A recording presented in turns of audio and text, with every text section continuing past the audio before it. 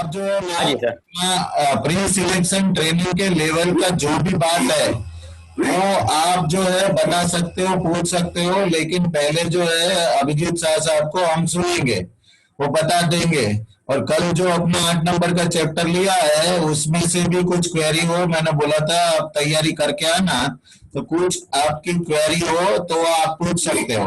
और अगर 40 मिनट के बाद ये कट जावे, मैं तुरंत 2 मिनट वेट करना, तुरंत दूसरी लिंक भेजूंगा, है ना। अभिजीत शाह जी साहब को देता हूं मैं। Okay sir. हाँ साहब, हाँ जी सर। तो सबसे पहले मैं सीनियर डीएमई साहब ने मुझे मौका दिया, अतुल साहब ने भी मुझे यहाँ बुलाने का काम किया, उसके लिए उसका धन्यवाद अदा करता हूँ। मेरे डीपीओ साहब, मेरे एपीओ साहब अविनाश जी ने मुझे यहाँ आने का परमिशन दिया, उसके लिए उसको भी मैं धन्यवाद अदा करता हूँ। और यहाँ मैं आपसे मतलब pre selection training for the post of for selection post of CLI, तो हम डीआर से वो सब्जेक्ट कवर करेंगे कि जो आपको रनिंग स्टाफ से आप बिलोंग करते हो और आपको रनिंग स्टाफ में कैसे डीआर चलता है और कैसे कैसे उसको क्या क्या स्टेज है वो बताएंगे। जनरली मैं डीआर का जो लेक्चर है वो ब्रेनस्टॉर्मिंग मेथड से लेता हूँ, लेकिन हो सकता है यहाँ कुछ नेटवर्क में प्रॉब्लम हो या कुछ और हो, इसलिए मैं फर्स्ट लेक्चर में मैं काम करूंगा बात बताने का आपको, और फिर हम एक क्वेश्चन आंसर का एक सेशन रखेंगे लास्ट में, तब आपका जो भी क्वेरी है वो आप बोल सकते हो, है। तो डीआर मेन मतलब why DR and what is DR, है। तो डीआर ऐसा है कि एक होता है आपका जेएंडएसआर होता है, बराबर ना, वो हाईली टेक्निकल है, उस सब्जेक्ट पे आप लोग माहिर है, मैं उसमें बात नहीं करूंगा। लेकिन एक डीआर लगता है सर्विस कंडक्ट रूल के हिसाब से, है ना। तो सर्विस कंडक्ट रूल के अंदर जनरली लगता है 3.11, 3.12 और 3.13। वैसे डीआर सब्जेक्ट देखो तो बहुत ही, वैसे देखो तो टीडीएस सब्जेक्ट है और लोगों को मजा नहीं आता है।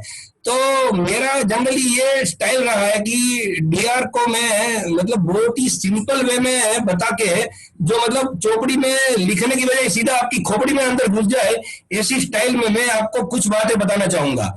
जैसे कि आप लोग जानते हो कि मतलब आपको सीधा सीधा बातें में, अगर डीआर क्यों लगता है, वाई डीआर, है ना, तो मैं आपको एक सिंपल फॉर्मूला बताऊंगा जो आपको 101% मैं दावे के साथ बोलता हूं कि by the end of my session you will be able to understand why DR and what is DR. तो डीआर एक सिंपल फॉर्मूला ILU, ILU का मतलब सब जानते हो, ठीक है। आप जानते हो ILU क्या, ILU का मतलब क्या है? कोई भी एक जवाब दे। I love you. I love you. लेकिन यहाँ के अंदर अगर आई लव यू का उपयोग करोगे तो डीआर लग जाएगा। तो मतलब हमें एलयू से डरना है, बचना है, ILU को कभी इस्तेमाल नहीं करना है। अभी मैं सिंपल आई फॉर इंटीग्रिटी, मतलब आपका इंटीग्रिटी डाउटफुल है तो आप कभी भी डीआर के दायरे में फंस सकते हो, आपके ऊपर डीआर लग सकता है। तो ये हो गया आई, सिंपल सिंपल मैं मोटा मोटा बता रहा हूँ। एल बोले तो link of devotion to duty, मतलब आपको जो ड्यूटी दिया है आपको वो ड्यूटी ईमानदारी से करना है, ठीक, और आपका आपको काम करना है, ठीक है। और थर्ड वन है यू, यू है मतलब unbecoming of a railway servant, मतलब unbecoming of a railway servant मतलब एक रेलवे सर्वेंट को जो शोभनीय वर्तन है उससे बाहर नहीं जाना है, मतलब अशोभनीय वर्तन नहीं करना है, अनपार्लियामेंट्री लैंग्वेज में बात नहीं करना है। और मतलब अनबिकमिंग ऑफ रेलवे सर्वेंट मतलब एक रेलवे कर्मचारी को जो शोभा नहीं देता है उस कार्य को हमें नहीं करना है। Very simple, ILU। अभी आई है तो 3.11 है, एल है तो 3.12 है और यू है तो 3.13 है। ये है सर्विस कंडक्ट रूल की कलम, जो मतलब आप ILU के माध्यम से बिल्कुल याद रख सकते हो। इसमें मुझे नहीं लगता है कि आपको कोई दिमाग को ज्यादा ट्रेस डालना पड़े, आप सीधा सीधा ILU का इस्तेमाल, मतलब आपको आप चार्जशीट देख के बता सकते हो 3.11 लगा है तो इंटीग्रिटी का चार्जेस लगा है, अगर 3.12 लगा है तो मतलब आप बोल सकते हो अनबिकमिंग ऑफ रेलवे सर्वेंट का चार्ज लगा है, अगर 3.13 आपके पीछे लगा है चार्जेस के अंदर तो आप बोल सकते हो अनबिकमिंग ऑफ रेलवे सर्वेंट, ठीक है। तो सब ये सिंपल फॉर्मूला, अगर आप ILU से बचते हो तो जिंदगी भर आपके ऊपर डीआर लग नहीं सकता है। अभी ये हो गई फॉर्मूला, मतलब वाई डीआर, क्यों डीआर लग सकता है, ठीक है। सर बोलिए सर, नमस्ते, जय जिनेन्द्र। बोलिए सर। सर थोड़ा सा धीरे बोले प्लीज, ओके थोड़ा सा आपकी स्पीड थोड़ी धीमे करें। Okay, fine fine fine, okay, thank you for suggestion. Thank you sir. क्योंकि मैं ये जिम को भी फर्स्ट टाइम इस्तेमाल कर रहा हूँ, इसलिए मुझे इसका इतना तजुर्बा नहीं है, ये लेकिन मतलब आवाज नहीं, अच्छा, मतलब मेरी स्पीड स्लो वैसा नहीं दीपक जी। वो मैंने बोला जी सर, आपकी स्पीड थोड़ा थोड़ा क्योंकि सर कुछ कुछ पॉइंट हम लिखते जा रहे हैं ना, इसलिए।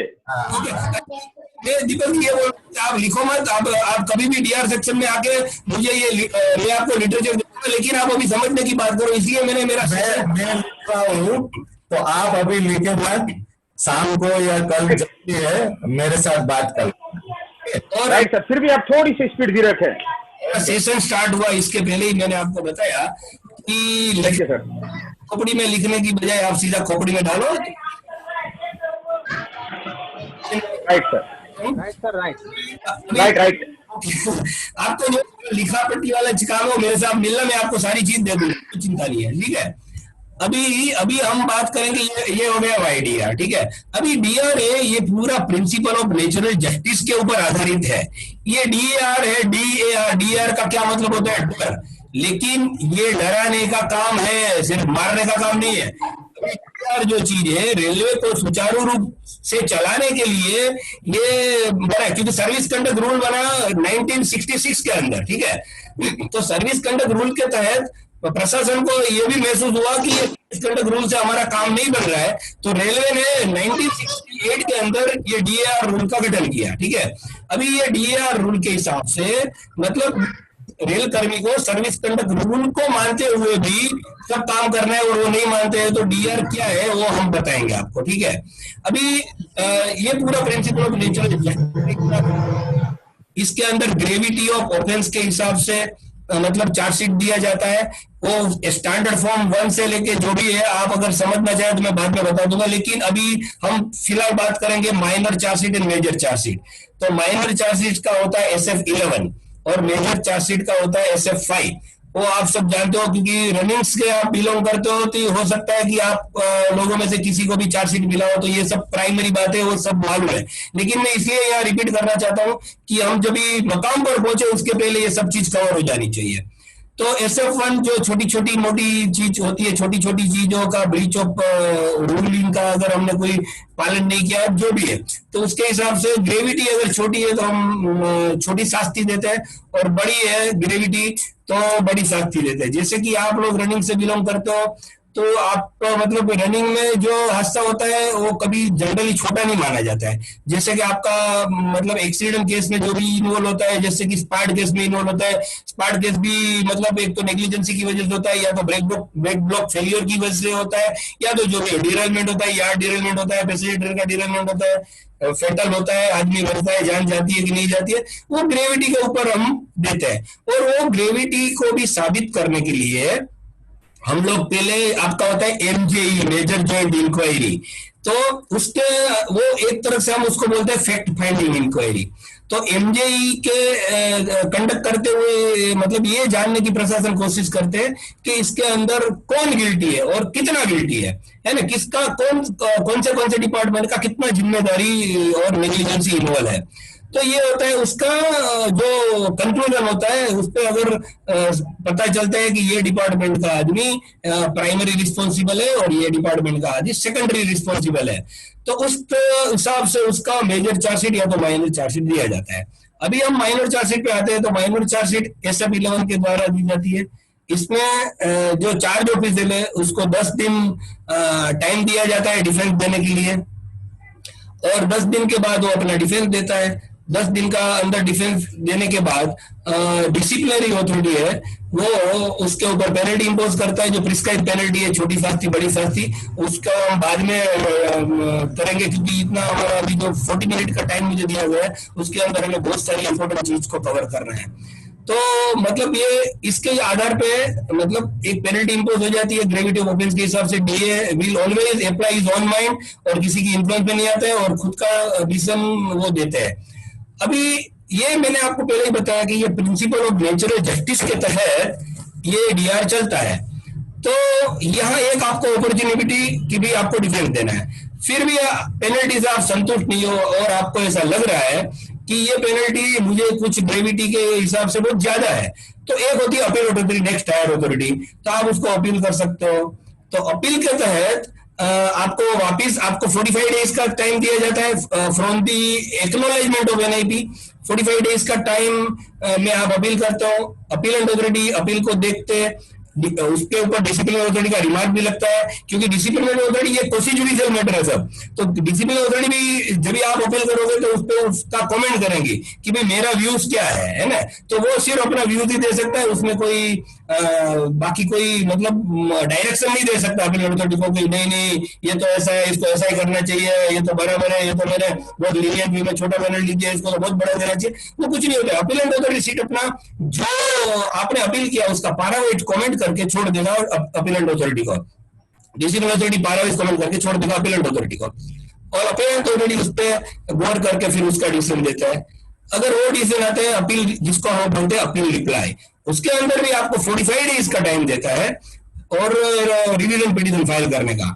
देखो आप कितना ब्यूटीफुल डीआर का गठन हुआ है कि हर जगह आपको प्रिंसिपल ऑफ नेचुरल जस्टिस का वायोलेशन है। कहीं ऐसा नहीं है कि कई लोग बताते हैं कि नहीं ये तो सर हमसे प्रिजुडाइज थे इसलिए उनको बहुत ज्यादा पेनल्टी दिया। हो सकता है एक आदमी आपसे प्रिजुडाइज हो, लेकिन disciplinary authority, appellate authority, revisionary authority तो प्रिजुडाइज नहीं हो सकता आपसे, क्योंकि तीनों अलग अलग जगह पे बैठे हैं, ठीक है।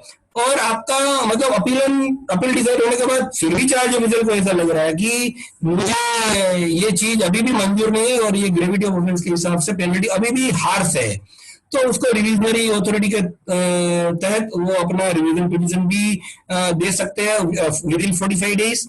तो वो रिवीजन पिटीशन देंगे। ओके, अभी रिवीजन पिटीशन में क्या होता है कि रिवीजन पिटीशन जब भी चार्ज ऑफिसर करता है तो उसका रिवीजन पिटीशन का सारा पारावाइज रिमार्क जो आपकी रिवीजन पिटीशन है उसका सारा पारावाइज रिमार्क डिसिप्लिनरी अथॉरिटी भी देंगे और अपीलेंट अथॉरिटी भी देंगे, ताकि मतलब रिवीजनल अथॉरिटी देखेंगे कि उसमें डिसिप्लिनरी अथॉरिटी और अपीलेंट अथॉरिटी का व्यूज क्या है, और आपकी बात आप मतलब वो कोरिलेटेड करेंगे कि इसमें चार्ज ऑफिसर कितना सही बोल रहा है और कितना नहीं। तो रिवीजन अथॉरिटी के बाद भी मतलब रिवीजन अथॉरिटी फिर 45 डेज के अंदर आप प्रस्तुत करते हो। रिवीजन अथॉरिटी के बाद चार्ज ऑफिसर को रिवीजन अथॉरिटी के द्वारा भी पेनल्टी इम्पोज की जाती है। और जनरली ये रिविजनरी अथॉरिटी है वो लास्ट अथॉरिटी होती है ना। अच्छा, सेम प्रोसीजर है मेजर पेनल्टी के अंदर, इसलिए हम ये दूसरी बार डिस्कस नहीं करेंगे, क्योंकि ये appellate authority, revisionary authority, appeal देना, रिवीजन पिटीशन देना, ये सारी बातें है वो सेम प्रोसीजर है माइनर और मेजर में। और एक यह बात मैं आपको बताना चाहूंगा जो शायद ही किसी ने सुना होगा कि जनरली बोलते हैं कि रिवीजन पिटीशन है वो लास्ट अपॉर्चुनिटी होती है। तो लेकिन क्या होता है कि जहां एक्सीडेंट वगैरह इन्वॉल्व रहता है, जैसे ऑपरेटिंग डिपार्टमेंट है, जैसे मैकेनिकल डिपार्टमेंट है, जैसे इंजीनियरिंग डिपार्टमेंट है, वहां कई लोगों को ऐसा लगता है कि नहीं नहीं अभी भी मेरे को संतुष्ट, मैं अभी भी संतुष्ट नहीं हूँ, क्योंकि मुझे अभी भी पेनल्टी को मतलब बहुत ज्यादा दिया है, ग्रेविटी ऑफ ऑफेंस के हिसाब से अभी भी हार्श है। तो यहाँ प्रिंसिपल ऑफ नेचुरल जस्टिस का एक और मौका दे दिया अंडर रूल नंबर 31, जो सीधा आप प्रेसिडेंट ऑफ इंडिया को सीधा आपका मर्सी पिटीशन मतलब भेज सकते हो। तो हमारे पास यहाँ बहुत हमने प्रेसिडेंट ऑफ इंडिया की मर्सी पिटीशन भी हमने डील किए। और यहाँ क्या होता है कि मर्सी पिटीशन जो मेजर और माइनर दोनों में ये प्रोविजन है रूल नंबर 31 का, तो उसके अंदर मर्सी पिटीशन देते ही सबसे पहले वो जाती है डिसिप्लिनरी अथॉरिटी के पास। डिसिप्लिनरी अथॉरिटी मर्सी पिटीशन पे रिमार्क देते हैं, अपना parawise remark. Again appellate authority same काम करते हैं, अगेन रिविजनरी अथॉरिटी सेम काम करते हैं। अभी हो सकता है कि रिविजनरी अथॉरिटी है वो मतलब जे ग्रेड हो या एसएजी ग्रेड हो, और ये जो मर्सी पिटीशन है वो तो प्रेसिडेंट ऑफ इंडिया के पास जाती है। तो before sending it to the president of India, मतलब कंसर्न जनरल मैनेजर और with consultation of PHODs of that railways is decide whether the revision petition made by the or preferred by the charge officer is a fit case to be sent to president of India or not। तो ये जैसे कि mechanical department का PHOD होता है CME, principal CME, तो वो file principal CME के पास भी जाता है। Principal CME DA appellate authority, reviewer authority का रिमार्क भी देखते हैं और देखते हैं कि भाई ये वाकई मतलब ग्रेविटी ऑफ ऑफेंस के हिसाब से पेनल्टी बराबर है कि नहीं है। अगर उसमें उसको ऐसा लगता है कि नहीं नहीं पेनल्टी बराबर है, तो वो लिख देंगे सीधा अपना remark, this is not a fit case to be send to the president of India. तो वहां वो चीज खत्म हो जाती है और चार्ज ऑफिसर को जवाब मिल जाता है कि भाई आपका केस है वो फिट नहीं है। अगर केस फिट होता है तो उसको प्रधान कार्यालय और रेलवे बोर्ड है सेक्रेटरी यूपीएससी, और secretary UPSC president of India तक पहुंचाने का काम करता है। और अगर कहीं पे भी अगर ऐसा लग रहा है हायर अथॉरिटी को, तो आपको वहां भी न्याय मिलने का काम होता है। तो ये हो गई साहब प्रिंसिपल ऑफ नेचुरल जस्टिस की बात। मतलब आपको कहीं पे भी ऐसा नहीं लगेगा कि एक अफसर ने मेरे को प्रिजुडाइज होके ये एक्शन लिया है, क्योंकि इतना सारा अपॉर्चुनिटी दिया है कि एक अफसर हो सकता है कि प्रिजुडाइज वे में काम करे, लेकिन 3-4 अफसर प्रेसिडेंट ऑफ इंडिया और रिवीजन अथॉरिटी तक का कोई मान नहीं सकता। तो ये हो गई आपकी मेजर ये अपना हो गया प्रोसीजर हो गया, मैंने आपको बताया। ये माइनर पेनल्टी का प्रोसीजर था, सेम मेजर पेनल्टी में लगता है। अभी इसके पहले हम बात करेंगे शेड्यूल ऑफ पावर की, कि भाई चार्जशीट दे कौन सकता है ना। तो चार्जशीट जनरली 3 स्टेज हायर, जो डिसिप्लिन होता है इनिशियल स्टेज पे, वो 3 स्टेज हायर होना चाहिए, है ना। जैसे कि 2800 ग्रेड पे का एएलपी है, तो उसके ऊपर होता है 42, उसके ऊपर होता है 46, उसके ऊपर होता है 48। तो मतलब इसमें ऐसा है कि अगर एसओपी में ऐसा बताया कि जो 20 अपना पुराना ग्रेड पे की हम बात करें, तो up to 2400 grade pay, up to 2400 grade pay तक का असिस्टेंट ऑफिसर चार्जशीट दे सकते हैं। और अगर हम बात करें कि 2800 ग्रेड पे तक का, तो 2800 ग्रेड पर तक का चार्जशीट देंगे मतलब सीनियर स्केल ऑफिसर, जैसे कि डीएमई मैकेनिकल डिपार्टमेंट में। और अगर 2800 ग्रेड पे के ऊपर का कोई चार्ज ऑफिसर है, तो उसको देंगे जे ग्रेड ऑफिसर, बोले तो सीनियर डीएमई, है ना। और कहीं पे भी ऐसा, जैसे वर्कशॉप वगैरह में क्या होता है कि AME CA DME senior DME का पोस्ट नहीं होता है, वहां एडब्ल्यूएम या तो सीडब्ल्यू वगैरह होता है। तो जहां कोई assistant officer independent charge hold करता है, तो तभी ये रूल को हम नहीं देखेंगे 2400, 2600, 2800। तो असिस्टेंट ऑफिसर इवन 2800 को भी दे सकता है, इवन 42 को भी दे सकता है, क्योंकि ही is having independent charge of that unit. तो ये हो गई एसओपी की बात। तो एसओपी के हिसाब से मतलब जब भी डिसिप्लिन अथॉरिटी होती है, तो 1 step higher appellate authority, 1 step higher revisionary authority, और फिर आगे प्रेसिडेंट ऑफ इंडिया, वो तो फिक्स है। तो ये हो गई एसओपी की बात। अभी प्रोसीजर जो मैंने माइनर पेनल्टी की बता दी, अभी मैं मेजर पेनल्टी की प्रोसीजर बताता हूं कि मेजर पेनल्टी के अंदर प्रोसीजर में क्या होता है कि चार्जशीट इश्यू किया, बाकी प्रोसीजर जो टाइम गैप है, अपील रिवीजन, इसका टाइम गैप है वो सेम है, लेकिन में प्रोसीजर में थोड़ा अंतर है। तो आप प्रोसीजर जान लो कि मेजर पेनल्टी चार्जशीट इश्यू करते ही आपको वही 10 दिन का टाइम दिया जाता है, और उसके अंदर 2 चीज होती है। एक तो आरयूडी, रिलाइड अपॉन डॉक्यूमेंट, मतलब चार्जशीट के साथ कुछ डॉक्यूमेंट्री एविडेंस भी डिसिप्लिनरी अथॉरिटी आपको भेजेंगे based on that chargesheet has been issued. और एक होता है लिस्ट ऑफ एडमिनिस्ट्रेटिव विटनेसेस, या तो लिस्ट ऑफ प्रोसिक्यूशन विटनेसेस। तो वो होता है कि डिसिप्लिनरी अथॉरिटी उसके माध्यम से बोलेंगे कि भाई ये आपके ऊपर एलिगेशन लगे कि ये चार्ज मतलब आपके ऊपर लगे है, उसमें ये 2 विटनेस है, 1 विटनेस 2 विटनेस जो भी है ना। तो ये 2 चीज इसके अंदर मेजर पेनल्टी के अंदर चार्जशीट के अंदर शामिल होती है, हालांकि वो माइनर पेनल्टी के अंदर ये नहीं होती है। तो मेजर पेनल्टी के अंदर लिस्ट ऑफ एडमिनिस्ट्रेटिव विटनेस और लिस्ट रिलाइड अपॉन डॉक्यूमेंट, वो चार्जशीट इश्यू करने के बाद चार्ज ऑफिसर के पास पहुंचता है, 10 दिन में उसको डिफेंस देना है। यहाँ एक अपॉर्चुनिटी और है कि चार्ज ऑफिसर को ऐसा लगता है कि भाई मुझे डॉक्यूमेंट एग्जामिन करना है। जो कई बार क्या होता है कि डॉक्यूमेंट डिसिप्लिनरी अथॉरिटी भेजते हैं, तो वो तो ऑब्वियसली जेरॉक्स कॉपी भेजते हैं, फोटोस्टेट कॉपी भेजते हैं, और कई बार अटेस्टेड किया होता है, कई बार नहीं किया होता है। रूल ये बोलता है कि जनरली अटेस्टेड करके देना चाहिए, ताकि मतलब attested is as good as original. लेकिन कई जगह डीएनए अटेस्टेड करके नहीं दिया है, तो वहां चार्ज ऑफिसर का ये भी अधिकार है कि वो बोल सकता है कि मुझे ओरिजिनल डॉक्यूमेंट एग्जामिन करना है। और even charge officer is authorised to take extract of that original document with permission of DA. तो वो एक अपॉर्चुनिटी है, अगर आपको ओरिजिनल डॉक्यूमेंट देखना चाहो तो देख सकते हो, अगर नहीं देखना चाहो और आपके पास जो आरयूडी है रिलेटेड डॉक्यूमेंट, उसके ऊपर इनिशियली स्टेज में आप सीधा डिफेंस देना चाहते हो तो भी दे सकते हो। यहाँ डिफेंस देने की बात है, माइनर में भी डिफेंस देना था, मेजर में भी डिफेंस देना है। लेकिन यहाँ अंतर यह है कि माइनर में अगर आप क्या बोले कि आप चार्जेस को एक्सेप्ट कर लेते हो, तो पेनल्टी स्ट्रेट अवे इम्पोज हो जाता है। मेजर के अंदर क्या है कि हम दो पार्ट में बात करते हैं कि एक होता है कि सीधा चार्जेस को चार्ज ऑफिसर मान लेता है, और एक होता है नहीं मानता है, डिनाइड करता है। अगर चार्ज ऑफिसर, हम पहली कंडीशन को देखते हैं कि चार्ज ऑफिशियल चार्ज को मान लेता है, तो चार्ज को मान लेता है बोले तो मतलब अनकंडीशनल मानना कि हम इस चार्ज को डिस्ट्रिब्यूटर ने लगाए हुए चार्ज को हम संपूर्ण रूप से मानते हैं, उसमें मेरा कसूर है और मैं अनकंडीशनल ये चार्ज को एक्सेप्ट करता हूं, और जो भी पेनल्टी मुझे डिसिप्लिनरी अथॉरिटी के द्वारा दी जाएगी वो मुझे मान्य है। तब तो जाके ये disciplinary authority straight away without conducting inquiry penalty को इम्पोज कर सकते हैं। लेकिन दूसरी बात होती है चार्ज को नहीं मानना, तो डिफेंस में वो लिख के देते हैं कि भाई ये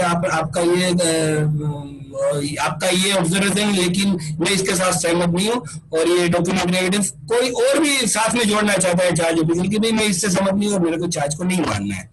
तो इस केस में क्या होता है कि चार्ज को नहीं मानने पर डिसिप्लिन अथॉरिटी आपके चार्ज ऑफिसर के डिफेंस को देखेंगे और सोचेंगे कि अभी इसके अंदर हमें इंक्वायरी करना है, क्योंकि यहाँ सब जगह प्रिंसिपल ऑफ नेचुरल जस्टिस का ही बात किया जाता है। अभी आप जब भी मानते नहीं हो तो डिसिप्लिन अथॉरिटी उसकी बात पे कायम नहीं रहेगा, नहीं नहीं तुम कैसे नहीं मानते हो भाई, तुम्हें मानना पड़ेगा, मैंने इतना डॉक्यूमेंट्री एविडेंस दिया है, आईडी दिया है, लिस्ट ऑफ विटनेसेस दिया है। लेकिन यहाँ ऐसी बात नहीं है, यहाँ ये प्रोसीजर को क्वासी जुडिशियल प्रोसीजर मतलब अर्धन्यायिक पद्धति के हिसाब से ये चलेगी, और एक इंक्वायरी ऑफिसर का यहाँ नॉमिनेशन होगा जिसका फॉर्म नंबर है SF7 और जो चार्जशीट का फॉर्म नंबर है SF5। तो SF7 के द्वारा इंक्वायरी ऑफिसर का नॉमिनेशन होगा। इंक्वायरी ऑफिसर में भी यहाँ ऐसा होता है कि ऐसा वर्डिंग है D&R रूल के अंदर कि inquiry officer must be sufficient senior than the charge officer. मतलब एक जैसे कि CLI है तो उसका इंक्वायरी एक लोको पायलट नहीं कर सकता, या तो एक असिस्टेंट लोको पायलट है तो सीनियर लोको पायलट नहीं कर सकता। तो मतलब एक CLI है तो उसका इंक्वायरी हो सकता है कि ADM करे और इससे हायर अथॉरिटी करे। तो ये होता है सफिशिएंट सीनियर इंक्वायरी ऑफिसर कौन हो सकता है, ये भी चीज आप मतलब समझ लो। और दूसरा मतलब जैसे ही इंक्वायरी का गठन होगा, इंक्वायरी नॉमिनेशन का नॉमिनेशन हो जाएगा इंक्वायरी ऑफिसर का SF7 के द्वारा, वो चार्ज ऑफिसर को बताया जाएगा, और फिर इंक्वायरी ऑफिसर आपको चार्ज ऑफिसर को मतलब पूछेगा कि भाई मुझे इंक्वायरी ऑफिसर के माध्यम पे नॉमिनेट किया है, आपको कोई तकलीफ तो नहीं। वो उसकी प्रीलिमिनरी इंक्वायरी में बुलाएगा, वो सर्टेन क्वेश्चन है, अगर वो क्वेश्चन आप देखना चाहते हो तो मैं आपको कभी भी दे सकता हूँ। इसमें अगर हम डिटेल में बात करेंगे तो शायद हो सकता है कि हमारा जो इम्पोर्टेंट चीज है अधूरा रह जाए। तो वहां अभी ये होता है कि इंक्वायरी ऑफिसर का नॉमिनेशन हो गया, फिर उसमें सारी चीज पूछ ली कि भाई उसमें आपको यहाँ एक प्रिंसिपल ऑफ नेचुरल जस्टिस के तहत एक और अपॉर्चुनिटी है डिफेंस काउंसिलर रखने का, कि हो सकता है कि भाई कोई लोग है वो अपना जो बयान है वो इतना एफिशिएंट वे में प्रस्तुत नहीं कर सकता है, तो वो कोई एफिशिएंट आदमी जो रेलवे एम्प्लॉय होता है, मतलब ही और she should not be a professional, मतलब वो कोई वकील नहीं होना चाहिए प्रैक्टिस करता हुआ, लेकिन ही और she can be a railway servant, retired railway employ, whatever. और उसमें भी ऐसा प्रावधान है कि जो इंक्वायरी ऑफिस जो आपने डिफेंस काउंसिलर को रखा है तो वो 6 जगह से वो तो डिफेंस काउंसलिंग नहीं कर रहा है, क्योंकि वो फिर मेरिट पे काम नहीं कर पाएगा। और प्रशासन को जो एक टाइम शेड्यूल दिया हुआ रेलवे बोर्ड ने कि भाई आपको 150 दिन में मेजर केस को फाइनल करना है, 90 दिन के अंदर इंक्वायरी फाइनल हो जानी चाहिए। वो अगर 6 से ज्यादा, अगर मेरे पास सपोज मान लो कि 6 से ज्यादा इंक्वायरी है तो मेरे को हर जगह दूसरी जगह पर इंक्वायरी में जाना है, तो हो सकता है कि वो मेरिट पे काम नहीं कर पाऊं, और हो सकता है कि मैं टाइम बाउंडिंग में काम नहीं कर पाऊं। तो इसकी वजह से ये मतलब टाइम शेड्यूल दिया है, उसके हिसाब से उसको इंक्वायरी करना है। इंक्वायरी के अंदर आप मतलब चार्ज ऑफिसर को एक और प्रिंसिपल ऑफ नेचुरल जस्टिस के तहत जो अपॉर्चुनिटी मिलती है वो है क्रॉस एग्जामाइन करने का, जैसे कि ओके, जैसे कि चार्ज ऑफिसर जो प्रोसिक्यूशन विटनेस है, एडमिनिस्ट्रेटिव विटनेस, उसको भी एग्जामाइन कर सकते हैं, और जो रिलाइड अपॉन डॉक्यूमेंट के उसके तहत भी उसको मतलब प्रश्न जवाब पूछ सकते हैं। नॉट ओनली दिस, अगर एडमिनिस्ट्रेशन जैसे कि प्रोसिक्यूशन विटनेस पेश कर रहे हैं और मतलब चार्ज ऑफिसर को अगर उसके कोई विटनेस पेश करना है जो प्रशासन मतलब ऐसा जरूरी है कि भाई उसको निर्दोष साबित करने में मदद रूप होगा, तो क्या होगा कि वो उसको बोलते इंक्वायरी ऑफिसर को बोलेंगे कि भाई मैं मेरा डिफेंस विटनेस को प्रस्तुत करना चाहता हूँ।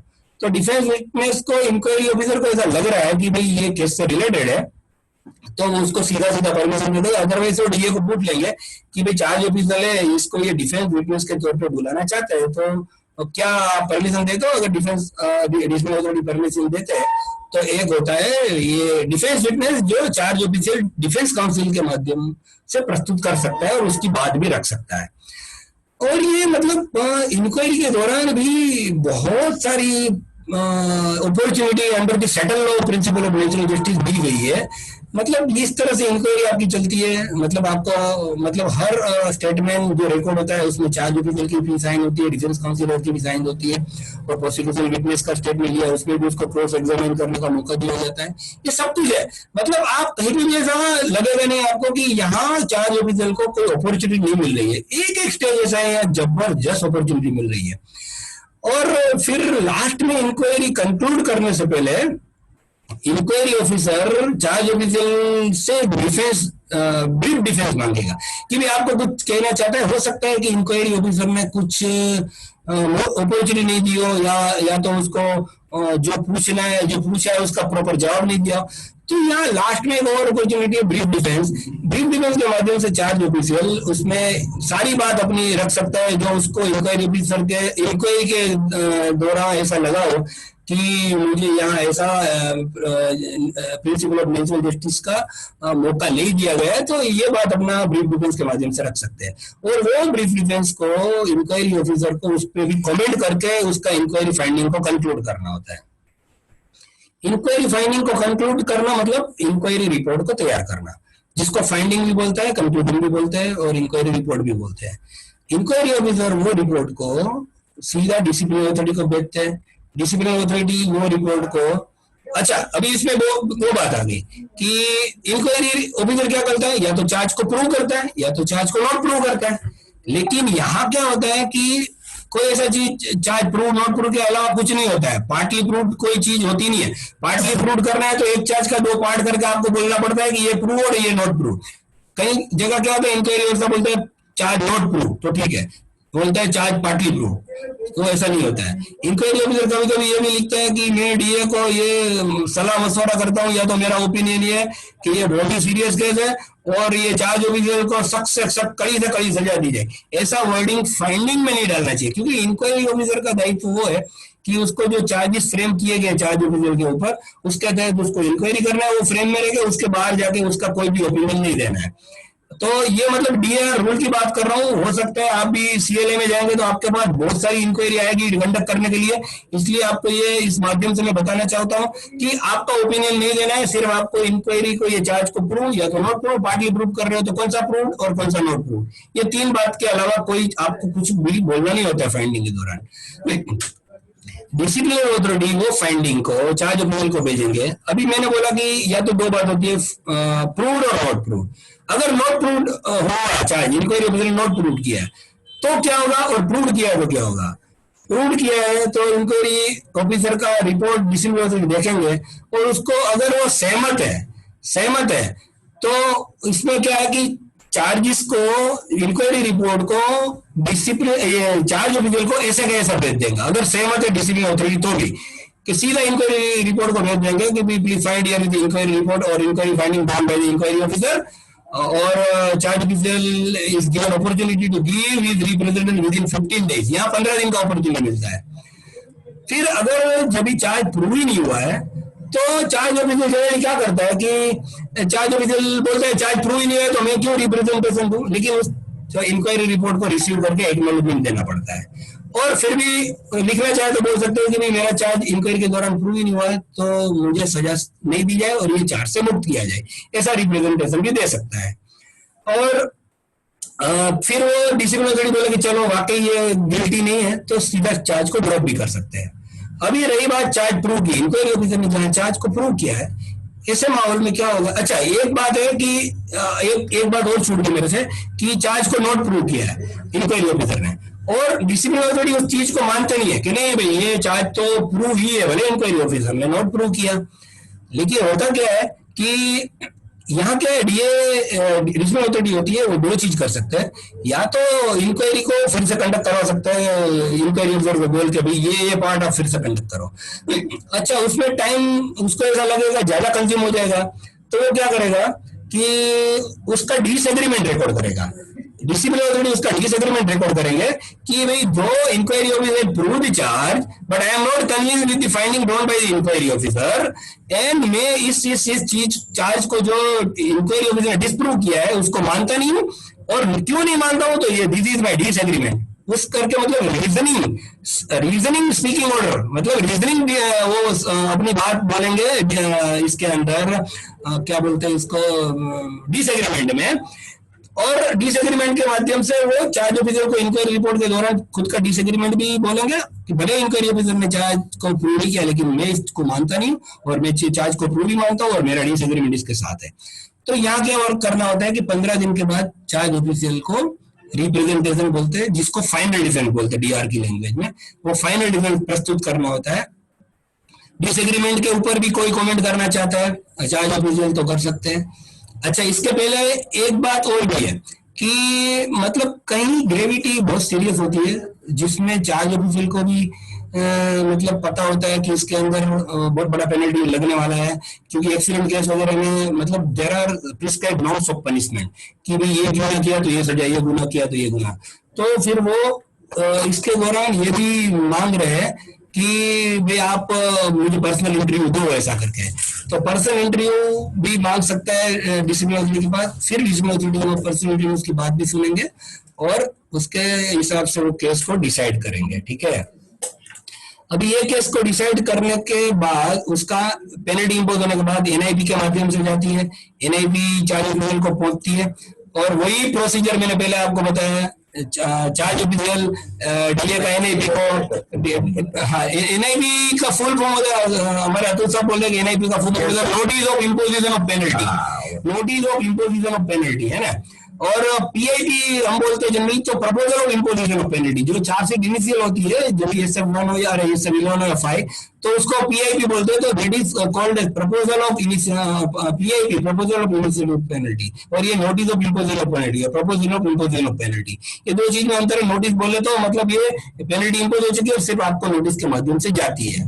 और वही प्रोसीजर रहेगी same to same, appellate authority, revision authority, even mercy petition to president of India, everything मतलब सेम टू सेम रहेगी। और अभी हम थोड़ी देर ये अभी हो गई how to impose major and minor penalty, what is the procedure of impose minor and major penalty, ये हो गई हमारी प्रोसीजर की बात है ना। पेनल्टी कभी भी मतलब जो आपको लिस्ट है माइनर के अंदर है, सेंश्योर है, विथहोल्डिंग ऑफ पास पीटीओ है, विथहोल्डिंग ऑफ इंक्रीमेंट है, मतलब नॉट मोर देन 3 इयर्स है ना, पिक्यूनरी लॉस होता है, कोई आपका रेलवे का आपने कोई नुकसान किया वो पिक्यूनरी लॉस भी माइनर पेनल्टी में आता है। मेजर पेनल्टी में रिडक्शन होता है विद लॉस ऑफ सीनियरिटी होता है, विदाउट लॉस ऑफ भी होता है, reduction to lower stage, reduction to lower scale भी होता है, रिमूवल फ्रॉम रेलवे सर्विस होता है, कंपल्सरी रिटायरमेंट होता है, डिसमिसल होता है।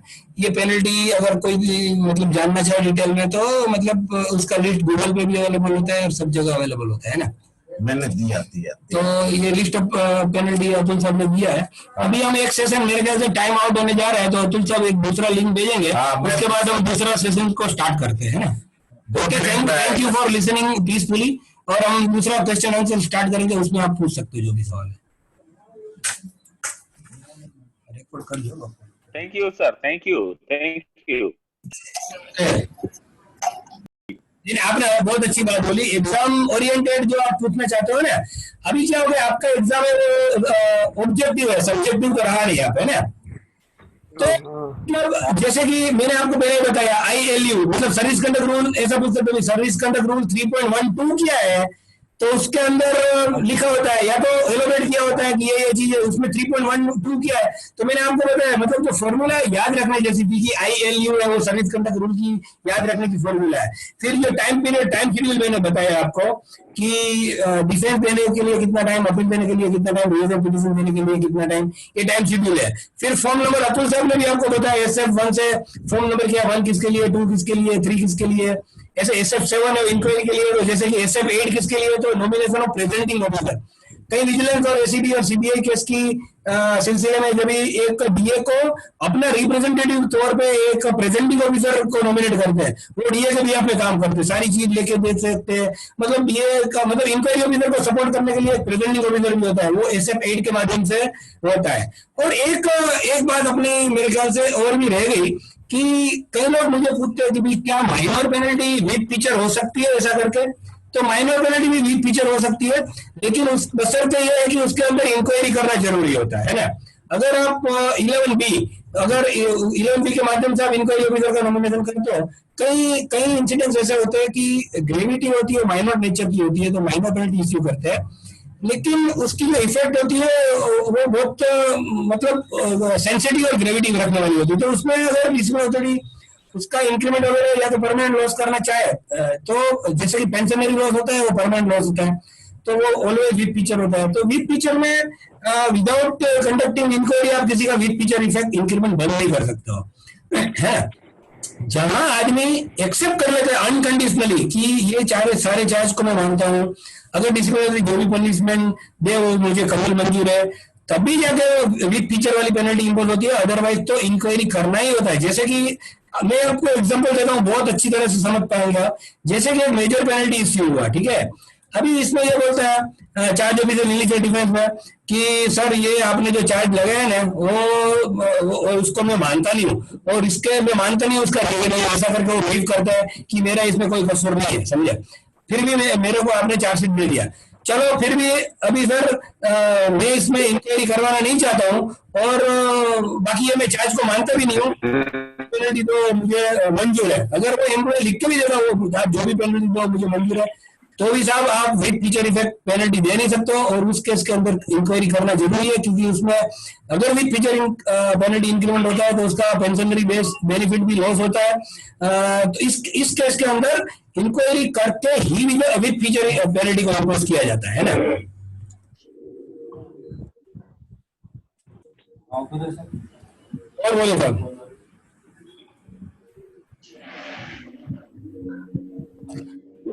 Thank you. आवाज आ रही है सर आपके पास? Thank you sir, thank you. L का फुल फॉर्म क्या है? Thank you sir. किसका? एल ILU में L lack of devotion to duty, ILU I मतलब इंटीग्रिटी, एल मतलब lack of devotion to duty, और यू मतलब unbecoming of a railway servant.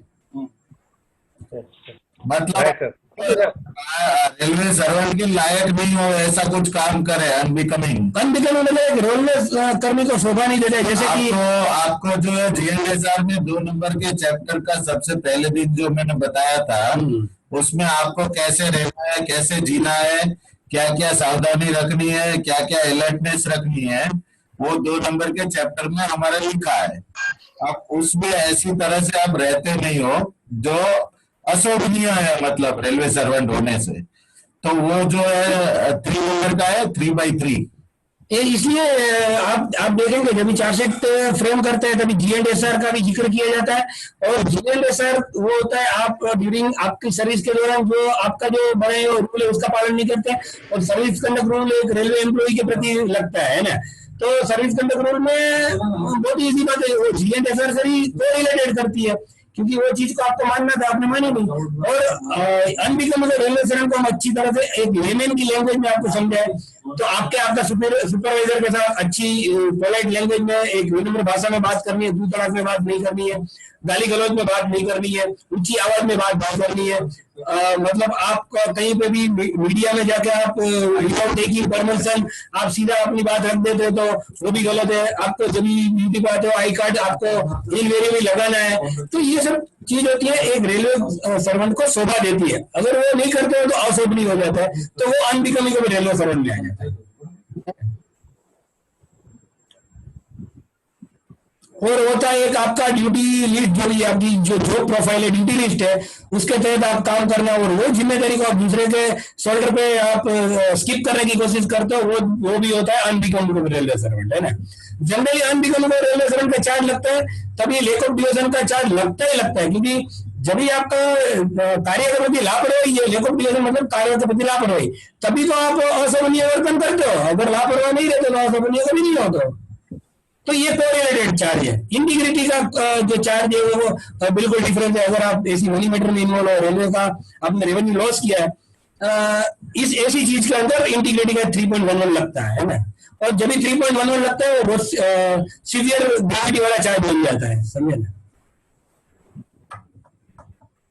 Sir thank you sir. Anand ji बोलिए।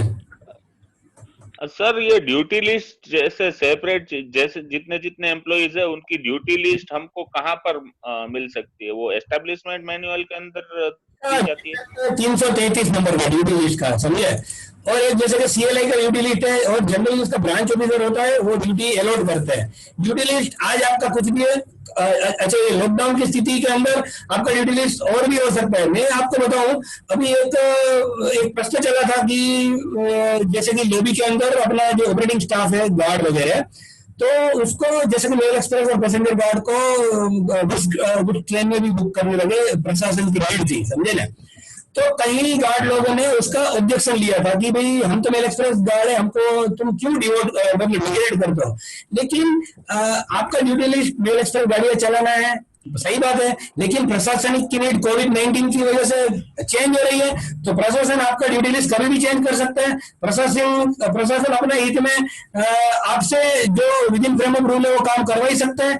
इसमें कोई डिग्रेशन की बात नहीं है। ये एक बात हो गई, ये जो आप बोले ना आनंद जी, उसके समर्थन मतलब ये कहाँ पर लिखा होता है साहब, कहाँ पर लिखा हुआ है, जरा रिपीट करिए। ये ड्यूटी लिस्ट आपका जो ब्रांच ऑफिसर है वो डिसाइड करेंगे कि आपको क्या ड्यूटी देना है, और वो that is based on purely circumstances basis. आज कोविड का सिचुएशन है, आज टोटली लॉकडाउन की सिचुएशन है। आज गाड़ियां चलाने के टाइम अगर कोई बोले कि भाई नहीं मैं तो मेरे एक्सप्रेस गार्ड हूँ, मैं तो नहीं करूंगा, ऐसा नहीं चलेगा, क्योंकि फर्स्ट कम फर्स्ट आउट की जो रेलवे ने अपनी नीति बनाई है उसके हिसाब से काम प्रशासन ले ही सकता है, और वो प्रशासन इंटरेस्ट ऑफ एडमिनिस्ट्रेशन हमें भी उसमें सपोर्ट करके काम करना चाहिए। नहीं, मेरा कहने का मतलब ये है कि ये तो लोगों की बात आपने कर दी। अच्छा। लेकिन हर एक जो अदर एम्प्लॉई है उनकी सबकी जैसे ड्यूटीज है वो किस लिस्ट के अंदर दी जाती है और कहाँ पर इसका मेंशनिंग होता है? आनंद जी आपका बात समझ गया। 333 मेजर रेट है, 333/0, उसमें जनरली पॉलिसी सेक्शन है वो ड्यूटी लिस्ट इश्यू करता है बेस्ड ऑन दैट कि भाई हर ब्रांच ऑफिसर अपना जो भी स्टाफ है उसका ड्यूटी, जैसे डेजिग्नेशन है, सीएलआई का ये ड्यूटी है, लोको पायलट का ये ड्यूटी है, गार्ड का ये ड्यूटी है, तो फिर वो जाके एक जमाने में पॉलिसी सेक्शन में ये ड्यूटी लिस्ट पब्लिश हुआ करता है। लेकिन अगर अभी आप अपना ड्यूटी लिस्ट कोई प्रोवाइड नहीं कर रहा है आपको, तो आप सीधा अपने ब्रांच ऑफिसर को बता सकते हो कि मेरा ड्यूटी लिस्ट क्या है। तो आप अपने ब्रांच ऑफिसर से अपना ड्यूटी लिस्ट जरूर मांग सकते हो, और वो आपको बता सकता है, और वो ड्यूटी लिस्ट कभी भी सर्कमस्टेंसेस बेस्ड चेंज भी हो सकता है, एडमिनिस्ट्रेशन रिक्वायरमेंट और वो तो है। हाँ जी जी, ओके। और कोई बोलिए साहब। ये HOER में मैंने बताया था। अच्छा, ये अतुल साहब ने HOER का जो चैप्टर पढ़ा है, HOER में मैंने बताया था वो वर्क स्टडी करेंगे पर्सनल ब्रांच, उसके ऊपर से कितना घंटा है कितना नहीं। HOER का जो हाँ सर है ना, इसके बाद बनता है जी सर। और फिर डीआर का रिलेटेड है अभी कंफ्यूजन, तो आप पूछिए बेशक। नहीं, HOER में एक प्रॉब्लम आ रही थी शाह साहब। सर हाँ, इसमें ऐसा था कि हमको अभी गाइडलाइन जो मिली थी वो 6+2, 8+2, 16+2, 18, 30+2, 22+2 और 30+2 दिया था। तो क्या वो सही है या 6 आवर 8 आवर्स 16 आवर्स वो सही है? नहीं, वो निकल गया। वो PNC का जो मैंने बताया था, तो जो हाई पावर कमेटी ने जो रिकमेंड किया है उसमें वो निकल गया 2016 में। PNC जो है 2016 आपका रेस्ट, आप 22 बोले तो 22 में आ जाएगा, 30 बोले 30 में आ जाएगा। PNC जो है ना, प्रिपरेशन, वो जो है ना आपका टाइम जो है विद इन रेस्ट टाइम आ जाएगा आपका, with in. Okay sir, right. है ना। और 6 और 8 तो जो है वो तो नॉन शेड्यूल के लिए है, मतलब कि गुड्स ट्रेन समझ लो आप। और जो शेड्यूल है जिसका रोस्टर बना है वो सब है पैसेंजर ट्रेन, तो उसमें ना 6 है ना 8 है, उसमें 2/3 है। Right sir, thank you. Headquarter, और हेडक्वार्टर में मिनिमम ओके सर। 16 घंटा मिनिमम रेस्ट है, और with in 1 month either 22 hours rest और 30/4 मतलब 30 आवर्स के 4 रेस्ट या 22 आवर्स के 5 रेस्ट विथ 19 बेड, वो है एचपीसी का रिकमेंडेशन। तो वो +2 -2 आप निकाल देना अभी। वो पीएनसी में इवन तुम्हारी ऑन ऑफ ड्यूटी भी नहीं आती 15 मिनट वाली। Right sir. हाँ अभिजीत भाई, हेलो शाह साहब। हाँ बोलो बोलो। ये जो किसी को भी सस्पेंशन किया जाता है तो SF1 देने का फॉर्म देने का पीरियड कितना दिन होता है? इसमें ऐसा है पुरोहित साहब कि सस्पेंशन क्या घटना पे कोई ऐसी मतलब अनयूजुअल हो गई तो प्रशासन इधर मतलब वर्बल भी सस्पेंड कर देगा, ठीक है ना। अभी कहीं पे भी टाइम लिमिट प्रिस्क्राइब लिखी नहीं है कहीं पे भी कि इतने दिन में SF1 इश्यू कर देना चाहिए, है ना।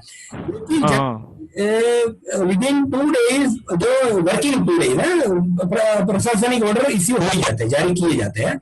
क्योंकि पास से पर्सनल ब्रांच में आता है, पर्सनल ब्रांच में से ऑफिसर का एंडोर्समेंट होकर डीलिंग सेक्शन तक पहुंचता है, और डीलिंग सेक्शन फिर वो बनाने में टाइम लगाता है, और वही प्रशासनिक ऑफिसर का उसमें सिग्नेचर पड़ता है, और मतलब चार्ज ऑफिसर या तो इफेक्टेड एम्प्लॉय तक पहुंचते पहुंचते हो सकता है 8-10 दिन भी लग जाए। इसका कोई उसमें कोई मायना नहीं है कि कितने दिन में बनाना चाहिए, मतलब सस्पेंशन का ऑर्डर बहुत अनिवार्य है। अच्छा, क्योंकि इसमें क्या हमारा रोल इसलिए आता है कि फोन पे हम मैसेज दे देते हैं। हाँ बिल्कुल। फिर फोन मैसेज का एक्सट्रैक्ट देके फिर वो मैकेनिकल सेक्शन में जाता है, फिर DAR में आता है। अभी पूरे हिसाब में बताऊं आपको, 20 दिन कमर्शियल डिपार्टमेंट का आदमी को हमने सस्पेंड किया, लेकिन उसका फॉर्मल ऑर्डर अभी ये सेकंड लॉकडाउन के बाद हमने निकाला, मतलब जब भी ऑफिस आना शुरू हुआ तभी उसका ऑर्डर निकला। हालांकि वो बंदा 29 को सस्पेंड हो चुका था। बराबर, राइट। हमें ऑफिस में नोट ही मिला 10-4 को, तो हमने मेरी सेम डे ऑर्डर निकाल दिया। तो उसका कोई कनेक्शन नहीं है, सस्पेंड उसको 50% सब्सिडी अलाउंस वही तारीख से मिलेगा जिस तारीख से वो सस्पेंड है ना, चाहे फॉर्मल 20 दिन के बाद निकला, 1 महीने के बाद निकला, उसका कोई मायना नहीं है। जब भी एबनॉर्मल सिचुएशन के अंदर इसका कोई मायना नहीं है ना। Right, okay. और कोई बोलिए सर, DAR से रिलेटेड, बाकी तो अतुल सर है आपके पास। नहीं सर, बहुत मजा आया आज, बहुत अच्छा लगा। Okay sir, thank you Shah sahab, धन्यवाद। मैं अतुल सर को ले रहा हूँ। Thank you. Okay, thank you Shah sahab, thank you. Anand. Okay, thank you sir, thank you.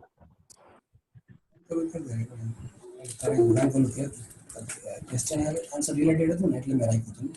हाँ, तो आज अपना जो यहाँ अपना ये वाला सेशन खत्म करते हैं, फिर भी कुछ आपका हो तो मैं फिर भी उनको रिक्वेस्ट करूंगा, फिर बाद में भी कभी आ जाएंगे। 99% तो मैंने उनका जो है स्पीच लिख के रखा है, तो वो हो जाएगा। आपको रिट्रेट करना है तो आप, मैं तो डेली मिलता हूँ, हम बात करेंगे। आज शाम को, अभी शाम वाला सेशन ही करेंगे। अभी 1 मिनट रखना, ये विद्यासागर जी जो है ये थे अभी।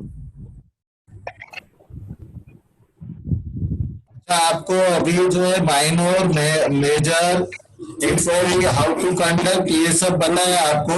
प्रोसीजर टू कंडक्ट इंक्वायरी जो आप लोगों को करना है सिलाई होने के बाद, है ना। तो अभी जो है डिटेल में सस्पेंशन क्या होता है, कल थोड़ा थोड़ा हमने बात किया था, आप पहले सुन लीजिए। सस्पेंशन क्या होता है, सस्पेंशन के बाद रिवोकेशन क्या होता है, ये सब आपको बताएंगे, है ना। तो आपको जो डाउट है वही छोटी पेन से आप नोट करें, सो दैट आपका ओपन फोरम जब भी रखे तो तब आप अपना जो भी डाउट है वो क्लियर कर सके, ठीक है। तो ये अभिजीत साहब को मैं देता हूँ, आगे का अपना सस्पेंशन वगैरह का सेशन जो है वो अभी बराबर ध्यान से सुन लेना। उनकी इजी लैंग्वेज है, आपकी समझ में आता होगा, ये मेरे को लगता है।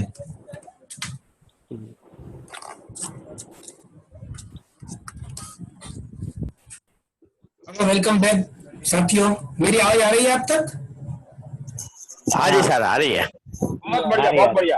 अच्छा, अभी मेरा स्पीड कंट्रोल हो गया पहले से? जी सर, जी हाँ, मतलब सर। हाँ जी सर, ठीक है। बराबर बराबर। स्पीड है ना? ओके, तो अभी हम मतलब before imposition of major penalty कभी कभी चार्ज ऑफिसर को सस्पेंड करना होता है।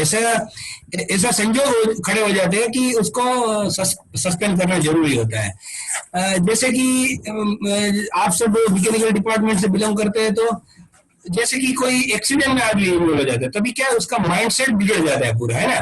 मतलब डिरेलमेंट हो जाता है, या तो स्पीड केस हो जाता है, signal passing at danger, whatever, मतलब अनयूजुअल कुछ हो जाता है, तो वो मतलब घबरा जाता है और इसका माइंडसेट डिस्टर्ब हो जाता है। तो ऐसे माहौल में उससे नौकरी करवाना मुनासिब नहीं होता। इसलिए ऐसे चार्ज ऑफिसर को जिसने मतलब जो भी ऐसा काम किया है उसको थोड़े टाइम के लिए सस्पेंड कर देते हैं। एक तो ये हो गई बात। और ये दूसरे डिपार्टमेंट ऐसे होते हैं कि जहां सस्पेंशन करना अनिवार्य हो जाता है। जैसे कि कमर्शियल डिपार्टमेंट में कभी कभी क्या होता है कि इन लोगों को प्राइवेट केस, गवर्नमेंट केस, ये सब लिखना पड़ता है बिफोर ही ज्वाइन ड्यूटी, है ना, डेली लिखना पड़ता है। और कभी कभी रिजर्वेशन में भी ऐसा होता है कि ओपनिंग डेट में मतलब बहुत रस होता है, और जो रिजर्व स्टाफ है उसको भी अपना प्राइवेट केस, गवर्नमेंट केस जैसे बुकिंग वाले लिखते हैं ऐसे उसको भी लिखना पड़ता है। अभी इसमें रेलवे ने तो ऐसा सेटअप रखा है कि भी काम सुचारू रूप से चलता है कि नहीं, उसकी देखभाल करने के लिए पूरा विजिलेंस टीम बना है, जो मतलब देखते हैं। कमर्शियल में सीएमआई वगैरह होता है, आपका मैकेनिकल डिपार्टमेंट में सीएलआई होता है, आपका काम सुचारू रूप से चल रहा है कि नहीं चल रहा है। फुट प्लेटिंग वो अनएक्सपेक्टेड कर लेते हैं कभी कभी, तो मतलब वही काम बराबर चल रहा है कि नहीं वो देखने के लिए ये सब रेलवे ने सेटअप किया है। तो कभी कभी सस्पेंशन मतलब कोई आदमी कोई भी मतलब रीजन से, जैसे कि जेल में चला जाता है पर्सनल रीजन से भी, और प्रशासन को मालूम हो जाता है, तो उसको हम डीम सस्पेंड करते हैं ना। तो उसका फोन नंबर अतुल सर ने बताइए आपको, लेकिन फिर भी मतलब SF1 होता है, नॉर्मल सस्पेंशन होता है, SF2 होता है, वो डीम सस्पेंशन होता है। तो मतलब कोई भी आदमी यही अगर 48 आवर तक जेल में रह जाता है तो वो डीम सस्पेंशन है। कोई क्रिमिनल केस हो गया उसके ऊपर, या तो कुछ और हो गया और जेल में चला जाता है तो होता है। कोई मारा मारी झगड़ा के अंदर, कोई ऑफिस के अंदर, या तो कुछ भी पुलिस केस हो जाता है और जेल में चला जाता है 48 आवर्स के लिए, तो हम उसको सस्पेंड करते हैं। अभी सस्पेंशन आप सबको मालूम ही होना चाहिए कि suspension is not a penalty, है ना। सस्पेंशन के दौरान एडमिनिस्ट्रेशन है वो सब्सिस्टेंस अलाउंस देते हैं, जो स्टार्टिंग में 90 डेज तक जनरली 50% होता है ना। और सस्पेंशन का एक खासियत है, suspension is always followed by the major chargesheet. तो सस्पेंशन अगर किसी का हुआ है तो आप ये समझ लो कि उसके पीछे मेजर चार्जशीट आना ही आना है ना। अगर मेजर चार्जशीट नहीं आता है तो सस्पेंशन के बाद क्या होता है, उसका पीरियड को डिसाइड करना होता है। सस्पेंशन जब भी होता है उसका पीरियड को डिसाइड करता है जब भी रिवोकेशन हो जाएगा तब। तो एक होता है पीरियड को डिसाइड करना होता है, एक होता है स्पेंट ऑन ड्यूटी और एक होता है नॉट स्पेंट ऑन ड्यूटी। तो सस्पेंशन के बाद मेजर चार्जशीट मेजर चार्जशीट को फ्रेम करते हैं, और अगर मेजर पेनल्टी ही इम्पोज होती है ना, इंक्वायरी कंडक्ट करने के बाद, वो मतलब पूरा DNR प्रोसीजर को कंप्लीट करने के बाद अगर मेजर पेनल्टी इम्पोज होती है तो जो सस्पेंशन पीरियड है वो नॉट स्पेंट ऑन ड्यूटी होगा, है ना। और अगर सस्पेंशन के बाद मेजर चार्जशीट भी दिया, इंक्वायरी भी हुआ, लेकिन समहाउ माइनर पेनल्टी इम्पोज हुई, तो वो सस्पेंशन पीरियड है वो नॉट स्पेंट ऑन ड्यूटी नहीं माना जाएगा, लेकिन स्पेंट ऑन ड्यूटी माना जाएगा। तो नॉट स्पेंट ऑन ड्यूटी और स्पेंट ऑन ड्यूटी में क्या अंतर है? जैसे सस्पेंशन हम किसी को करते हैं, कोई चार्ज ऑफिसर सस्पेंड होता है तो उसका 50% हम सैलरी देते हैं, ठीक है। अगर स्पेंट ऑन ड्यूटी हो जाता है तो उसका बाकी का 50% मिल जाएगा। अगर नॉट स्पेंट ऑन ड्यूटी होता है तो उसको 50% तो मिला ही है। तो सस्पेंशन को पेनल्टी नहीं है, वो अपने आप जुड़ जाएगा। लेकिन सस्पेंशन पीरियड है वो नॉन क्वालिफाइंग है, वो क्वालिफाइंग सर्विस में नहीं माना जाएगा उसको, ठीक है। लेकिन suspension period spent on duty हो गया तो उसको क्वालिफाइंग में माना जाएगा, लेकिन नॉट स्पेंट ऑन ड्यूटी हो तो क्वालिफाइंग में नहीं माना जाएगा, ठीक है। अच्छा, अभी सस्पेंशन क्यों करना, सस्पेंशन करते हैं उसका एडमिनिस्ट्रेशन का 2-3 रीजन होता है कि भाई कभी ऐसा हादसा हो गया, करप्शन का हो या तो ट्रेन एक्सीडेंट का हो, तो उसके अंदर रिलाइड अपॉन डॉक्यूमेंट जो है या तो विटनेसेस है जो जो वो घटना को मतलब उसने अपनी नजर मतलब आंखों से देखा है, तो चार्ज ऑफिसर जो इन्वॉल्व है वो हो सकता है कि वो जो विटनेसेस है उसको इन्फ्लुएंस में लाके उसको गुमराह करे, हो सकता है कुछ डॉक्यूमेंट को वो नष्ट करने का प्रयत्न करे, इसलिए उसको काम से हटाकर उसको काम से हटाया जाता है। सस्पेंशन का इंटेंशन वही है कि वो कोई एडमिनिस्ट्रेटिव विटनेस को गुमराह ना करे और जो डॉक्यूमेंट्स है उसके साथ कोई छेड़खानी ना करे, उसके साथ कोई टेम्परिंग ना करे। तो सस्पेंशन कभी कभी ऐसा होता है कि विजिलेंस केस के अंदर या तो ट्रेन एक्सीडेंट केस के अंदर हमें बहुत टाइम सस्पेंशन में रखने की जरूरत होती है आदमी को, कि उसका मानसिक स्थिति बराबर नहीं होता है, उसके दौरान उसको मेडिकल वगैरह स्पेशल मेडिकल वगैरह में भेजने का काम होता है। तो मतलब जब 90 डेज तक तो सस्पेंशन ऑर्डर चलता है तो हम 50% देते हैं, लेकिन कभी प्रशासन को 90 डेज से ऊपर रखने की बात होती है तभी एक कमेटी का गठन होता है।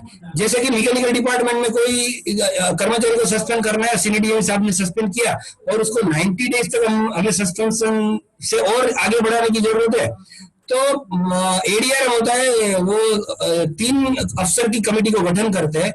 उसमें एक तो सीनियर जैसे मैकेनिकल डिपार्टमेंट में तो एक ब्रांच ऑफिसर जो भी ब्रांच का एम्प्लॉई रोल है वो ब्रांच ऑफिसर रहेंगे और 2 जेल हेड ऑफिसर रहेंगे, और 90 डेज के बाद उसका रिव्यू होगा, रिव्यू जिसको बोलते हैं रिव्यू ऑफ सस्पेंशन। तो रिव्यू में वो देखते हैं तीनों अफसर मिलके कि भाई ये बंदे को अभी भी सस्पेंशन में रखना जरूरी है क्या। कई एंटी करप्शन से केस होते हैं, आपने देखा होगा सीबीआई के केस होते हैं, उसमें डायरेक्ट सीबीआई और एसीबी इन्वॉल्व हो जाती है ना। तो इवन सीबीआई और एसीबी से भी ये कॉन्फिडेंशियल इंस्ट्रक्शन आती है कि भाई जो एम्प्लॉय है उसको सस्पेंशन में ही रखा जाए, क्योंकि उसका इन्वेस्टिगेशन चलता है वही इंटेंशन से कि डॉक्यूमेंट को टेम्पर नहीं करे और विटनेस को गुमराह ना करे। तो उन केसों में 90 डेज से भी हमें ज्यादा सस्पेंशन में रखने की आवश्यकता पड़ती है।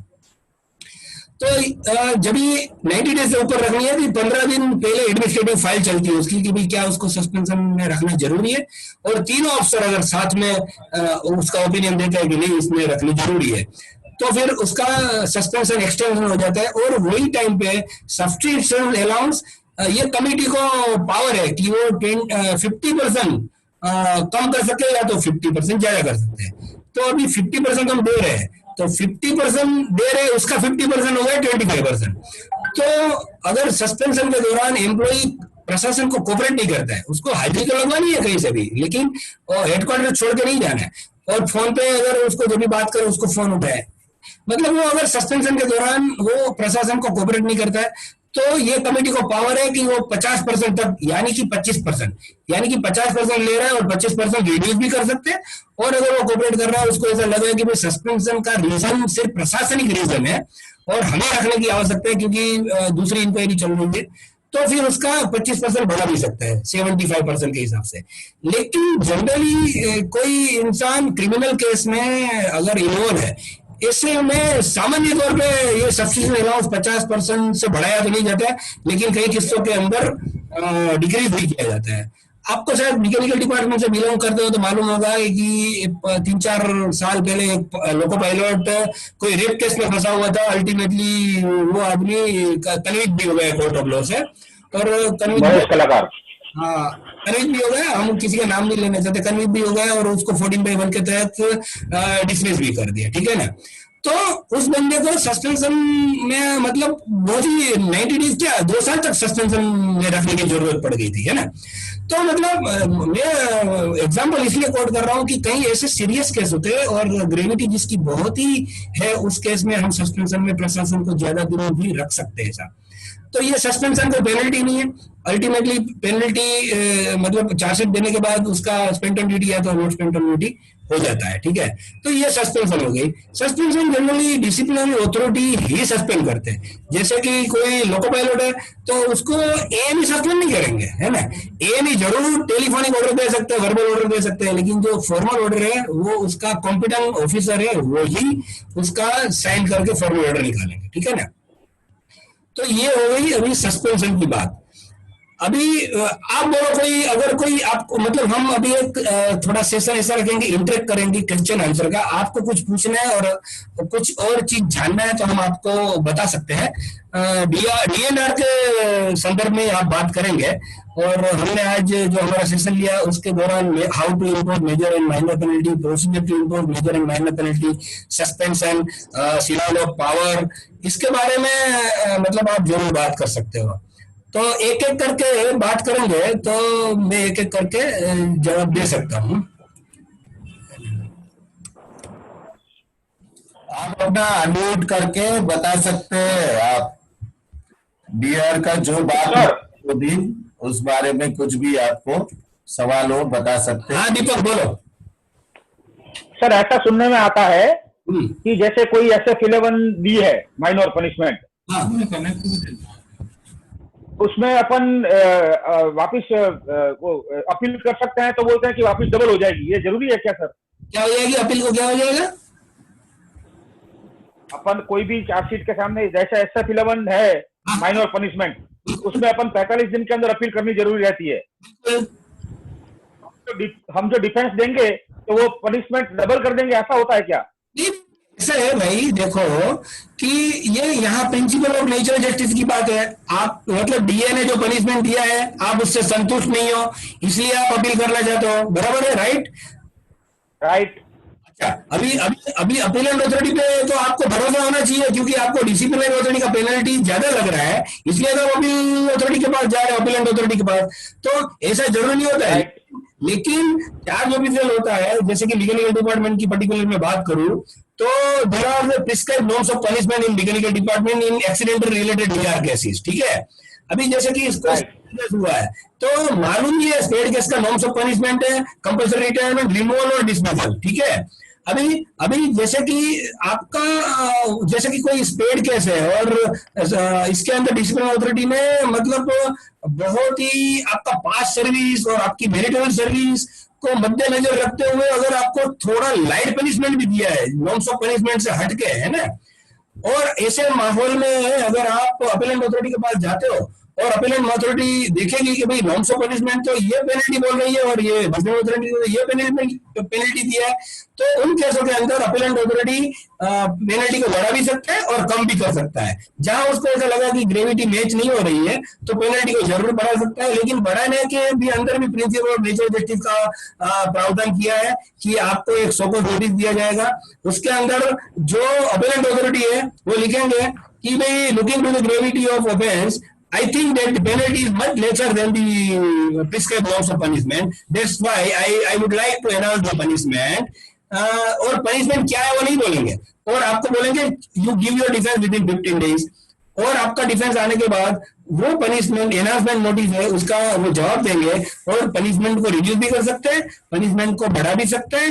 और अगर पनिशमेंट बढ़ाता है तो that appellate authority will act as disciplinary authority, जैसे कि सीनियर डीएमई साहब ने पनिशमेंट दिया है एक्सीडेंट रिलेटेड केस में, और आप डीआरएम के पास जाते हो और डीआरएम पेनल्टी को ग्रेविटी के हिसाब से बढ़ा देते हैं, तो डीआरएम उन केस के अंदर डिसिप्लिनरी अथॉरिटी हो जाएंगे और फिर आगे जाके आपका प्रिंसिपल एचओडी वो है वो अपीलेंट अथॉरिटी हो जाएगी और रिवीजन अथॉरिटी हो जाएगी AGM.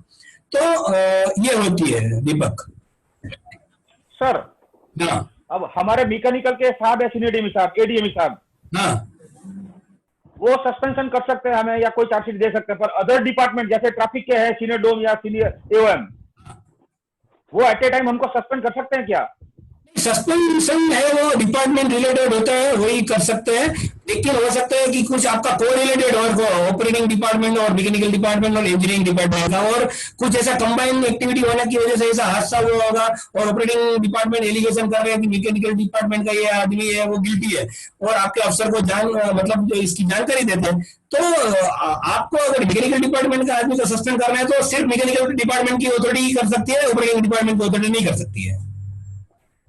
Right sir, right right, thank you very much sir.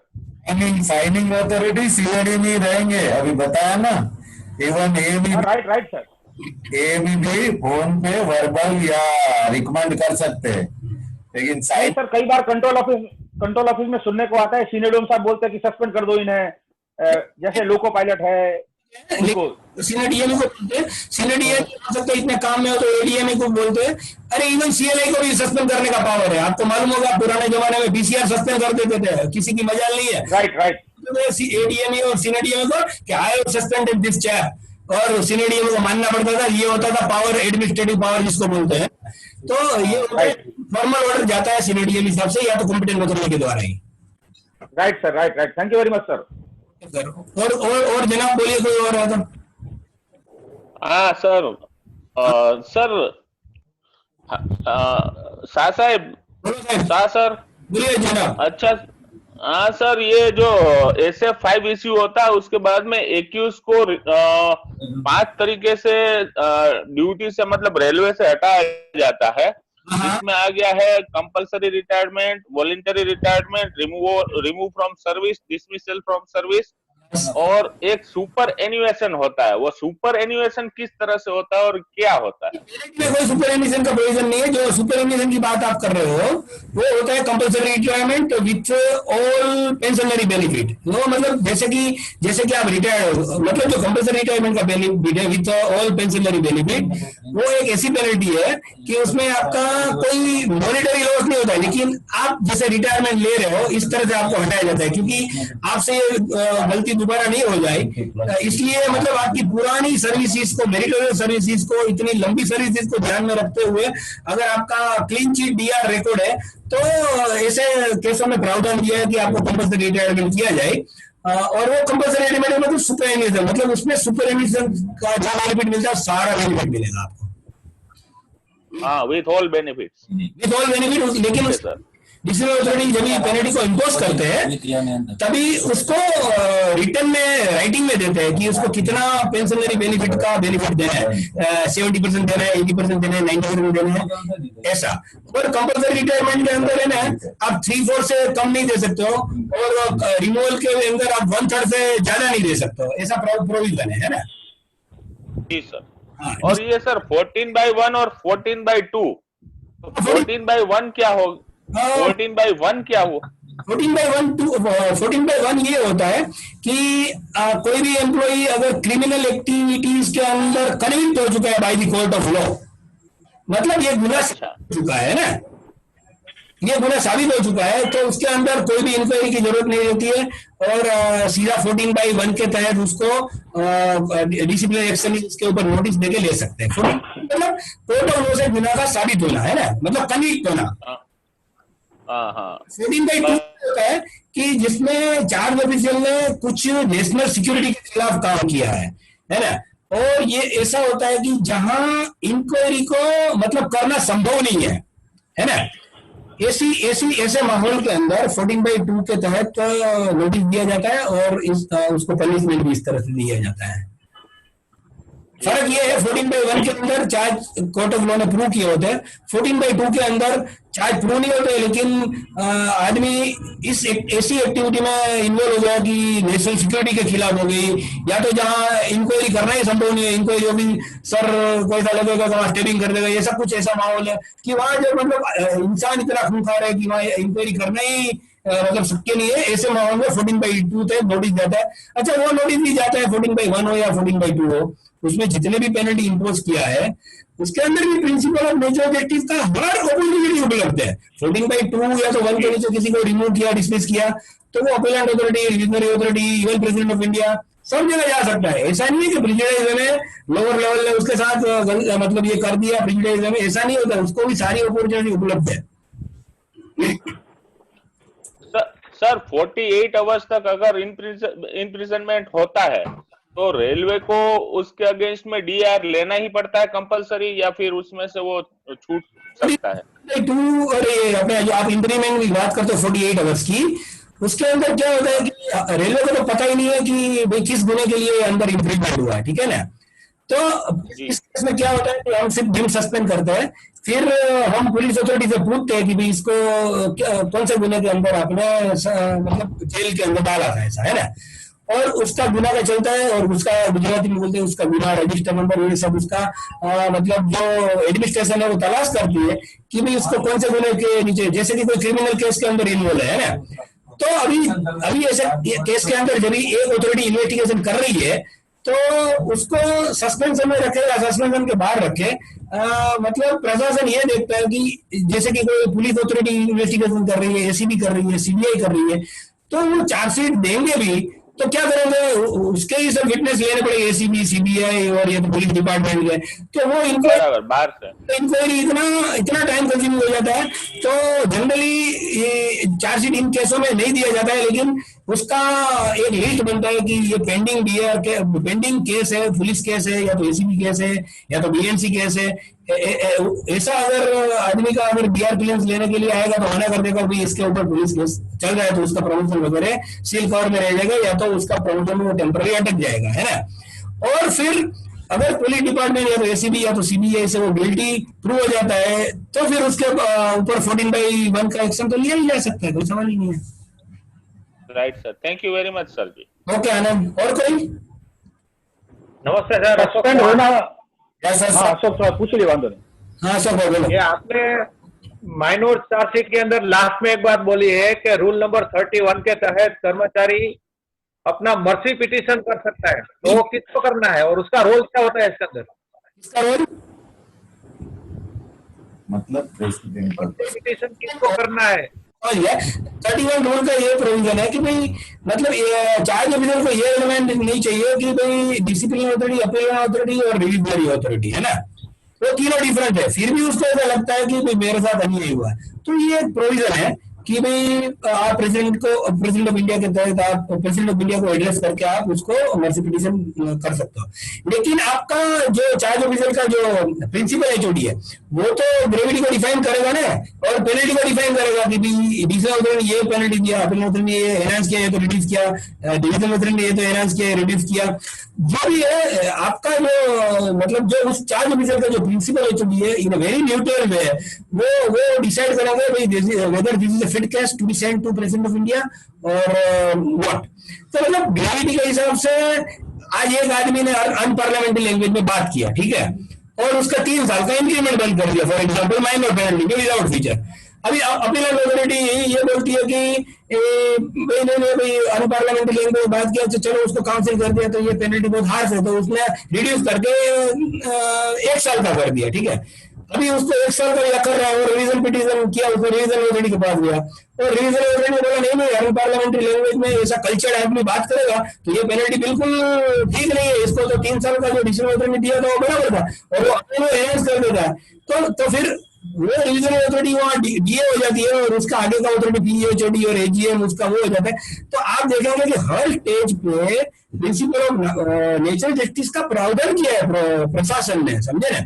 तो अगर आप चार्ज ऑफिसर का पीएचओडी ये समझता है कि ये जो मर्सी पिटीशन है वो आगे तक भेजने की जरूरत नहीं है, तो he is having discretionary power, उसकी authority, because he is having procedural power, तो उसका बात मानना पड़ेगा। ये बोलेगा नहीं this is not fit case to be sent to president of India, तो उसको बात को मान जाएगा और मानना पड़ेगा और ये रिप्लाई दे देंगे कि आपका जो मर्सी पिटीशन है वो मेरिटलेस है और ये प्रेसिडेंट ऑफ इंडिया को भेजी नहीं दी जा सकती है ना, उसमें टाइम लिमिट है।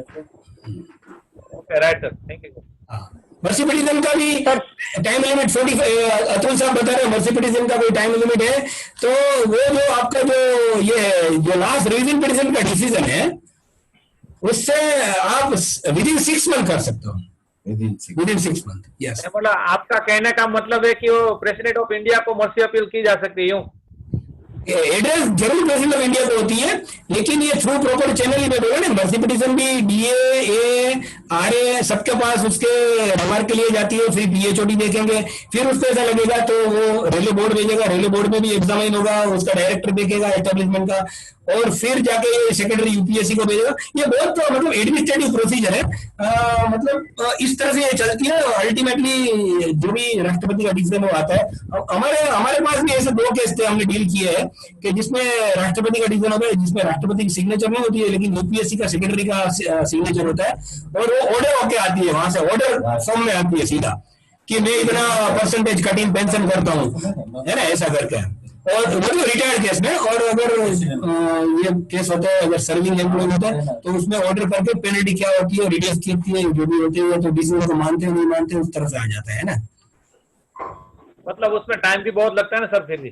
टाइम वो तो टाइम कंज्यूमिंग है ना। यहाँ से आपको 6 महीने जब भी दिया जाता है रिविजन पिटीशन के बाद, फिर 6 महीने के बाद वो प्रधान कार्यालय जाती है, प्रधान कार्यालय को अपना टाइम कंज्यूम करते हुए बोर्ड को भेजेंगे, बोर्ड अपना टाइम कंज्यूम करते हुए यूपीएससी सेक्रेटरी को भेजेंगे, और फिर जाके टाइम लगता है उसमें। कोई उसके पास, क्योंकि बियॉन्ड जीएम कोई मतलब उसके पास दे आर एम्पावर्ड, कभी भी वो डिसाइड कर सकते हैं ना।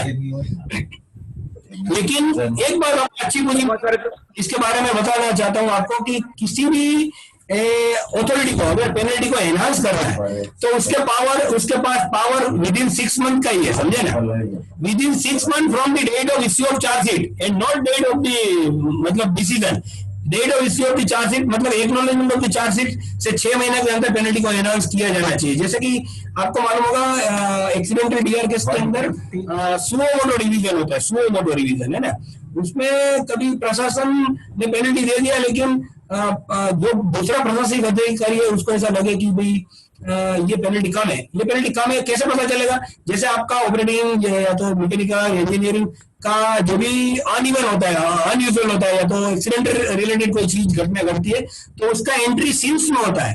तो सीन्स में पेनल्टी का भी एंट्री होता है, और वो पेनल्टी सब अफसर देखते हैं, यहाँ से सीओएस तक, सीओएम तक देखते हैं, अरे आपका चीफ सेफ्टी ऑफिसर तक देखते हैं, और उसको ऐसा लगे कि भाई राजकोट डिवीजन में ये हादसा हुआ और इसका पेनल्टी इस चार्ज ऑफिसर को बहुत कम हुआ, चार्ज ऑफिसर को बहुत कम मिला है, तो वो अपने आप सुओ मोटो रिवीजन में डाल सकता है केस को, है ना।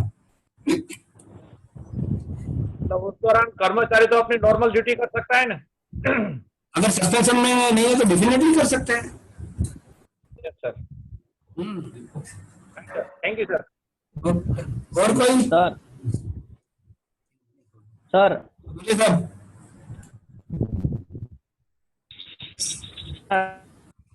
अतुल सर, सर आपकी आवाज ठीक नहीं है। अतुल सर, हाँ बोलो बोलो, पूछो। हाँ बोलो। અરે એ પૂછવાનું હતું કે ભાઈ કોઈ પણ મતલબ પનિશમેન્ટ તમને અત્યારે ન આપી શક્યું હોય તો એ પાછળથી ગમે ત્યારે સર્વિસ મળે ત્યારે આપે हिंदी में। हिंदी में बोलो, हिंदी में बोलो। मैं ये पूछ रहा हूँ कि मतलब कोई, हाँ हिंदी में ही बोल रहा हूँ, अगर कोई भी मतलब 10 दिन या 45 दिन का टाइम है, अगर उस दरमियान वो अपना बचाव के प्रस्तुत नहीं कर पा रहा तो उसके बाद कोई टाइम पीरियड है कि वो आगे उसको अपने बचाव के लिए बाद में लिख के दे सकता है? वेरी गुड फ्रांसिस, आपका सवाल बहुत सही है कि मतलब 45 दिन के अंदर कोई आदमी अपने टाइम दे नहीं पाया, बराबर क्या? 10 दिन में भी नहीं दे पाया। हाँ 10 दिन या 45 दिन में नहीं पाया। इनमें होता है फ्रांसिस सर इनिशियल डिफेंस, और 45 दिन के अंदर होती है अपील रिवीजन पिटीशन, ठीक है। लेकिन अगर कोई हादसा हो गया, फैमिली मेंबर की तबीयत खराब है, कोई और काम में आदमी उलझ गया, तो वो डेफिनेटली उसके बाद भी दे सकते हैं। और जो डिले है रीजन है कि भाई मेरा ये रिवीजन पिटीशन या तो इनिशियल डिफेंस में डिले क्यों हो गया, कंट्रोल करने का पावर हर डिसिप्लिनरी, हर रिविजनरी अथॉरिटी के पास होता है ना, चाहे कितना भी डिले है। जी जी हाँ जी जी। और मतलब ये एक और पूछना था कि मतलब अभी किसी ने मतलब अभी पहले सस्पेंशन कर दिया, मेरी ड्यूटी पे भी ले लिया, अभी कोई भी कारण से मतलब सस्पेंड किया, उसको वापिस 10 दिन 15 दिन या महीने में ड्यूटी पे भी ले लिया, लेकिन मान लो इन सर्विस उस पे वापिस वो लीगल केस वापिस खुल सकता है कि उसी पे वो केस कर सकते हैं बाद में? लीगल केस तो अलग है, लीगल केस होता है, कोर्ट केस होता है, ठीक है। अभी जैसे कि एक एम्प्लॉय को सस्पेंड कर दिया और वापिस नौकरी पे भी ले लिया, तो सस्पेंशन का मेरा सेशन शुरू हुआ उसके पहले कि suspension is always followed by negative. तो जो एडमिनिस्ट्रेशन का डीआर फेल है वो क्या करता है, जो सस्पेंशन करता भी वही है, रिवोक भी वही करता है, ऑर्डर फॉर्मल वही से नहीं करता है, रिवोक हो जाता है। ब्रांच ऑफिसर को जो भी डिपार्टमेंट का ब्रांच ऑफिसर को फाइल पुटअप करते हैं कि भाई ये रिवोक हो गया, अभी इसको चार्जशीट का क्या करना है, ऐसा करके, है ना। तो चार्जशीट अगर वो चार्जशीट देना नहीं चाहता है तो सस्पेंशन पीरियड है वो सस्पेंशन ड्यूटी नहीं होगा, पेंडिंग ड्यूटी हो जाएगा अपने आप। सर बोलिए सर। सर सस्पेंड होना गुनाह है या सजा है क्या? नहीं, मैंने पहले ही बोला था suspension is not a penalty, क्योंकि ये प्रशासन को कई मतलब सर्कमस्टांसिस में इंसान को सस्पेंड करने की जरूरत पड़ती है एम्प्लॉय को, है ना। मैंने पहले ही बोला था कि डॉक्यूमेंट को टेम्पर नहीं कर पाए, या तो विटनेस को कोई मतलब गुमराह नहीं कर पा रहा है, और सारे रीजन, किसी अथॉरिटी एसीबी सीबीआई पुलिस के द्वारा उसकी इंक्वायरी चालू है तो भी हम सस्पेंशन में रख सकते हैं। गुना नहीं है वो, गुना तो क्या है, साबित होने के बाद ही गुना बोल सकते हो, इसलिए तो हम आर्टिकल ऑफ चार्जेस बोलते हैं। मतलब आपको है ना proposal of imposition of penalty बोलते हैं, आपके ऊपर ये प्रपोज कर रहे हैं कि ये पेनल्टी मतलब ये आपने किया है ऐसा करके, लेकिन ये नहीं बोलते गुना साबित हो गया। साबित तो एनआईबी होने के बाद ही होता है ना, डॉक्यूमेंट्री एविडेंस के बाद। सर बिना सस्पेंड किए अगर किसी कर्मचारी को 10 या 15 दिन तक घर पे बिठाते हैं तो क्या वो सस्पेंशन में माना जाएगा? नहीं, वो नहीं है। वो एक्चुअली ऐसा कोई प्रावधान नहीं है रूलिंग के अंदर कि पुट ऑफ ड्यूटी करना है। तो पुट ऑफ ड्यूटी हो सकता है कि आपका रनिंग स्टाफ से स्टेशनरी जॉब में पुट ऑफ ड्यूटी कर सकता है, कि अथॉरिटी को ऐसा लगे कि भाई उसको रनिंग में यूटिलाइज करना मुनासिब नहीं है, तो आपको जरूर वो स्टेशनरी ड्यूटी में यूटिलाइज कर सकता है। लेकिन पुट ऑफ ड्यूटी करके घर पे बैठा के पूरा पगार देना, ऐसा रेलवे में कोई प्रावधान नहीं है। Right sir, thank you very much sir. Okay Deepak, बोलिए साहब। रमेश भाई। हाँ साहब बोलिए साहब। जैसे कोई किसी में मल्टीपल मतलब कैटेगरी इन्वॉल्व हो। ओके, मल्टीपल कैटेगरी यानी मतलब एक से ज्यादा डिपार्टमेंट इन्वॉल्व हो। ओके, कैटेगरी और डिपार्टमेंट। ओके ओके तो ओके। उस केस में जो है इंक्वायरी ये और उसके बाद जो पनिशमेंट है वो अलग अलग सब अपने अपने डिपार्टमेंट के हिसाब से दी जाएगी, या जो इसका इंक्वायरी ऑफिसर होगा उसके तहत दी जाएगी? जैसे कि एक ट्रेन इंसिडेंट में हो सकता है ऑपरेटिंग डिपार्टमेंट का आदमी भी इन्वॉल्व हो, मैकेनिकल डिपार्टमेंट का भी आदमी हो, और ये अपना इंजीनियरिंग डिपार्टमेंट का भी हो, है ना। अभी होता है क्या है कि बिफोर इश्यूइंग चार्जशीट एक एमजेई होती है आपकी, मेजर जॉइंट इंक्वायरी। इसके अंदर सारे मतलब एम्प्लॉई के बयान होते हैं, ठीक है। और जो इंक्वायरी कंडक्ट करता है चेयरपर्सन, उसमें उसका कंक्लूजन भी दिया होता है कि कौन सा आदमी प्राइमरी रिस्पॉन्सिबल है या सेकेंडरी रिस्पॉन्सिबल है। तो वो हर एमजेई मतलब हर एम्प्लॉई का डीआर केस के अंदर वो एमजेई की कॉपी रहती है। कहीं कहीं तो आरयूडी की तौर पे भी एमजेई की कॉपी लगी हुई रहती है। तो हर डिसिप्लिनरी अथॉरिटी अपना माइंड अप्लाई करके ग्रेविटी को देखते हुए पनिशमेंट दे सकता है। हो सकता है कि मतलब ऑपरेटिंग और मैकेनिकल डिपार्टमेंट का पनिशमेंट में वेरिएशन हो, लेकिन उसको दोनों को अपने अपने हिसाब से प्रिंसिपल ऑफ जस्टिस के हिसाब से वो आगे जा सकता है ना। किसी का एग्जांपल भी कोट कर सकता है कि भाई मेरे को ऐसा ज्यादा पनिशमेंट दिया, दूसरे डिपार्टमेंट को कम, लेकिन वो उस अथॉरिटी को डिसाइड करना है कि उसको क्या दिया। वो तो बोलेगा भाई नॉर्म्स ऑफ पनिशमेंट ये है, मेरे को ये मानना है, ये पनिशमेंट दिया, इसका रीजन ये है। आप दूसरा डिपार्टमेंट से आप किसी का कंपेयर करो तो वो अथॉरिटी नहीं मानती है, समझे ना। एक कॉमन सर एक और पूछना था। बोलिए सर। और पूछना था, मान लो कि जैसे मतलब कोई केस इम्प्रेस का मतलब लफड़ा हुआ, या किसी ने वो पैसा गबन कर लिया हो, या मतलब उसको चार्जशीट पहले उस टाइम एट ए सर्विस में नहीं दी गई हो, और आफ्टर रिटायरमेंट मतलब वो रिटायरमेंट के बाद उस पर क्या पनिशमेंट इंक्वायरी कर सकते हैं क्या? तो कितने साल तक कर सकते हैं? और बुझिया, क्योंकि आपने बोला ना case impress, generally commercial department में ये सब केस इम्प्रेस वाला लफड़ा वगैरह रहता है। ये तो प्राइवेट केस मतलब गवर्नमेंट केस, उसमें कुछ ऐसी अनइवन बात हो जाती है तभी, और आदमी कोइंसिडेंटली रिटायर भी हो जाता है, तो रेलवे बोर्ड ने ऐसा बोला है कि आप 4 साल तक चार्जशीट दे सकते हो रिटायरमेंट के बाद भी, है ना। तो रिटायरमेंट के बाद में ओके, तो प्रेसिडेंट ऑफ इंडिया देंगे, है, जनरल मैनेजर भी नहीं देंगे, railway board president of India देंगे 4 साल तक। और ऐसे चार्जशीट दिया भी है हम लोगों ने प्रेसिडेंट ऑफ इंडिया के माध्यम, और उसकी सारी चीज है वो सेक्रेटरी यूपीएससी बोलते हैं उस तरह से डील होती है पूरी। तो ऐसा नहीं है कि कोई घपला करके रिटायरमेंट में बच जाए, ऐसा कुछ प्रोविजन नहीं है। उसका कटिंग पेंशन भी लास्ट मंथ पे हो जाता है अगर भी होता है तो, है ना सब। जी जी ओके। और कोई? नहीं सर, बहुत अच्छी जानकारी मिली आपके द्वारा आज। सर ये रेलवे रेट्स ट्रिब्यूनल सुना था, वो क्या होता है? रेलवे रेट ट्रिब्यूनल पहले था कि जिसके अंदर compulsory retirement, removal from railway service और डिसमिसल फ्रॉम रेलवे सर्विस है ना, ये कमर्शियल डिपार्टमेंट के रेट और ये टैरिफ के उसके जो केसेस आते थे, उसके अंदर एक्सपर्ट ओपिनियन के लिए आरआरटी को केस जनरल मैनेजर के माध्यम से भेजा जाता था है ना, और उस केस के अंदर उस आरआरटी रेलवे रेट ट्रिब्यूनल का जो उसको मायने रखते हुए उस पेनल्टी को अगर रिड्यूस करना चाहा तो अथॉरिटी जीएम के द्वारा हो सकती थी। आजकल रेलवे रेट ट्रिब्यूनल से एग्जिस्टेंस में नहीं है ऐसा, रेलवे रेट ट्रिब्यूनल है लेकिन डीआरए और डायरेक्ट रूल नंबर 31 के तहत प्रेसिडेंट ऑफ इंडिया के पास जा रहा है ना।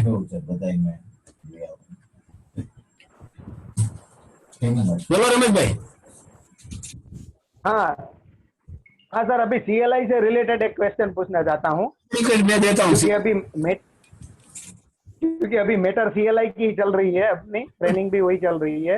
हाँ बोलो। तो जैसे अभी 1 मिनट से अतुल सर मैं दूसरे भेजता हूँ, दूसरे में याद रखो, अभी नहीं होगा, अभी 30 सेकंड बाद ओके सर, मैं दूसरे भेजता हूँ। Okay okay sir. डीआर से रिलेटेड वेरी मच सर, बहुत बहुत शुक्रिया आपका, धन्यवाद सर। अगर कोई डीआर से रिलेटेड है तो मैं अगेन आ सकता हूँ वापिस, अदरवाइज आपका सेशन सीएलआई कंटिन्यू करेंगे। Right sir, right sir, thank you very much sir. You are most welcome. और 612 सीईडी नंबर कभी फोन पे भी मशवरा कर सकते हो, ठीक है।